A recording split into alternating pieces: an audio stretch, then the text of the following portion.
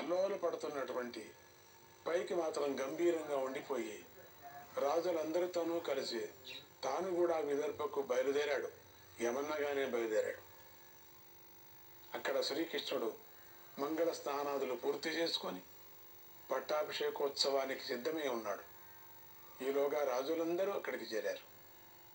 వాళ్ళు అక్కడికి చేరేసరికి ఆకాశం నుంచి దివ్య సింహాసనం ఒకటి కిందికి దిగింది.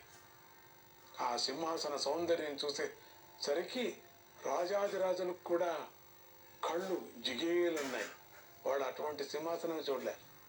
ఇంతలో ఆకాశంలో గంధర్వ కిన్నరాజులంతా చేరి శ్రీకృష్ణుడి దివ్య వైభవాన్ని కీర్తిస్తూ గానాలు చేశారు. సిద్ధులు మహర్షులు భూమిగూడి స్తోత్రాలు చేశారు. దేవతలు దివ్య గంధాలను వర్షించారు.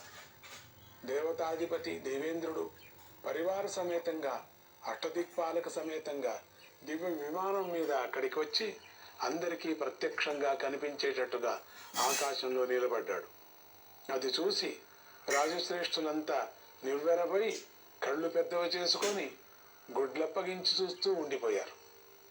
ఈలోగా కైశిక మహారాజు అక్కడికి వచ్చిన రాజులందరికీ తగిన విధంగా స్వాగతం పలికి సభలోకి ప్రవేశింపజేసి శ్రీకృష్ణుడి దగ్గరికి వెళ్ళి రాజులందరూ సిద్ధంగా ఉన్నారని సభకు విచ్చేయమని మనవి చేశాడు.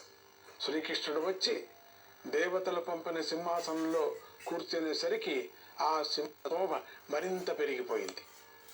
ఇంతలో ఆకాశం నుంచి దివ్య కలశాలు కిందికి దిగి వచ్చి దివ్య గంగా జలాలతో రత్నాలతో పుష్పాలతో శ్రీకృష్ణుడికి స్వయంగా అభిషేకం చేశాయి.